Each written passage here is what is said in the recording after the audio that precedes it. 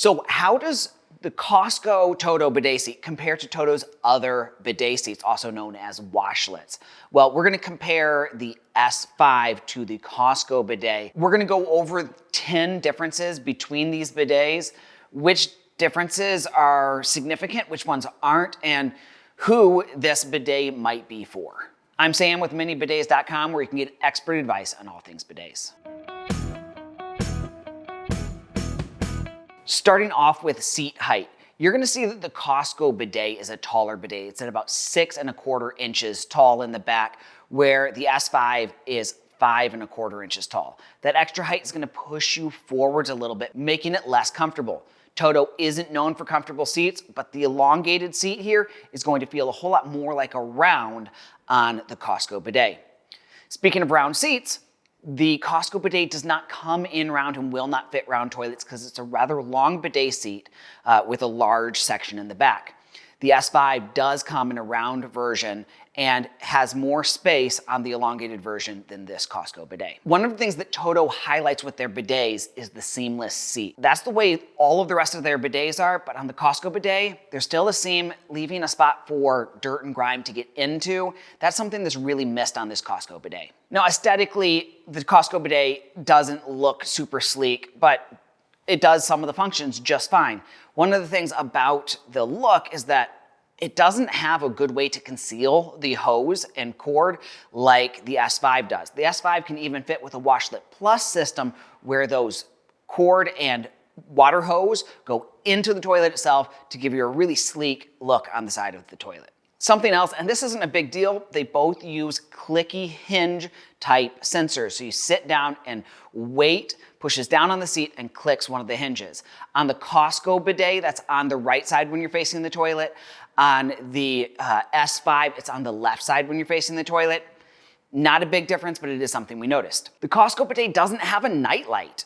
The S5 has a bowl nightlight, so at night, it will light up the bowl. It gives a nice little glow to the room, and it's a nice little feature to have. If you want a seat that has an external light, the S7 has a light that's external to the bidet and a bowl light. The Costco bidet has a nozzle with 3 spouts on it, but we could not get one of the spouts to do anything at all when we tested it.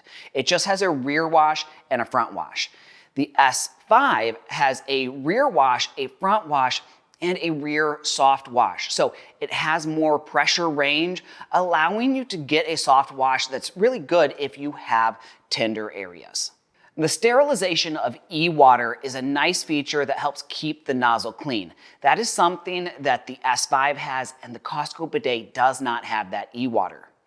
While we're talking about sterilization, nozzle cleaning is something that happens on the S5 before any wash at all, and then right at the beginning of the wash. So when you sit down on the seat, it'll clean, and then when it runs the wash. The Costco bidet only as it's about to run the wash, so it's only 1 clean cycle. The 2 cleaning cycles are nice and an added hygiene along with the EWater. Number 10, water temperature.